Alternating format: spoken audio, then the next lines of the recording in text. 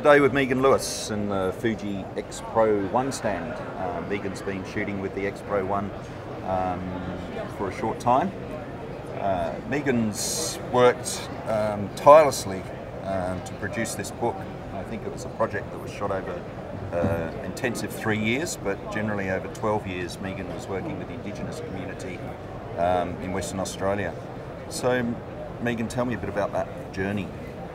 Well, it wasn't a conscious decision to go and do that book. It was something that came from the gut. I'd worked for the Australian newspaper at the time, and I'd been to lots of communities, photographed them for various different reasons. But this day we had an opportunity to do a good news story, and we were sent up to a mine site that was sponsoring some young Māori men to play football in Perth for the first time. And when I got there, an instant feeling on the ground. I felt a gut feeling, a strong feeling. It felt like I knew these people, and they had such a strong story to tell, and something that the media don't normally tell. We like to focus on the negative stuff, and it's very superficial.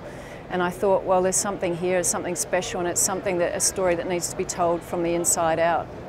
So, and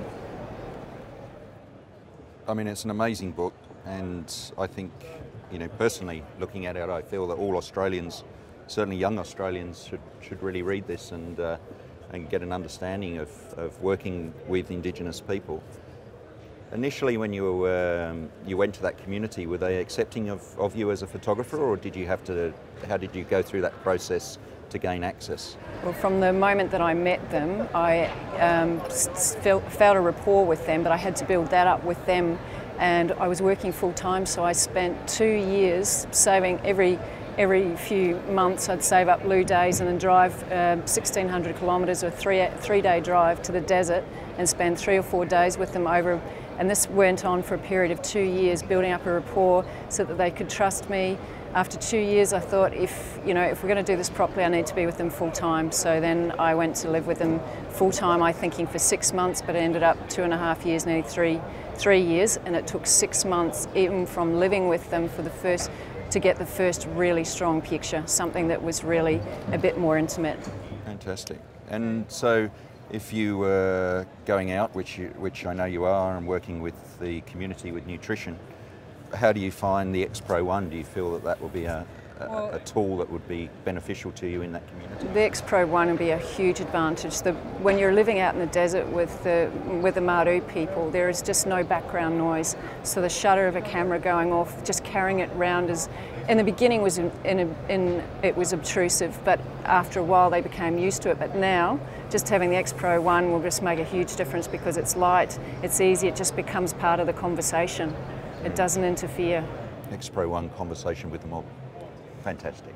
So for this exercise with Fujifilm, Megan has very kindly shot or allowed us to use some of the images that she shot on XPro1. Tell me a little bit about Mr. Ray Martin. Obviously you have a connection there with your TV background, and yeah, well, Ray very kindly allowed me to take his portrait, and I said, where can we take that? He said, oh, where would you like to? I said, well, at your home, is there somewhere special that you spend a lot of time? He said, yeah, well, in my office, which is his attic. And he said, but you don't want to go in there, it's really messy. I said, absolutely, that's where I want to go, because I want something that's just more you, what's more natural. So I didn't try and light it, didn't try and really move it around, just asked Ray to get comfortable, and I shot it as it is. Fantastic. So, and Costa Zoo, obviously a very much a mixed lighting situation there, and yeah, converting them to black and white, yeah, has worked well. So. Well, Costa's gym is obvious. It was shot at night time and under fluorescent light. The XPro1 just handled it beautifully. Yeah, easy, just hardly any grain. And tell me a bit about the direction that you wish to take in the next few years with your photography. You obviously sort of coming back more to shooting now after a big project like this. It must take quite a bit out of you. Where do you see your photography going in the future? Well, doing a large project like that with a book, you're involved with a lot of people. It takes a lot out of you. I put the camera down for a while. But now, having picked up the XPro1, I'm feeling a lot more excited, because it's just something that you can carry with you, and it becomes the pictures become part of your life, because the camera can just so easily be carried around. And I'm thinking more of any project I do has to mean something. So Fabulous. Megan, thank you.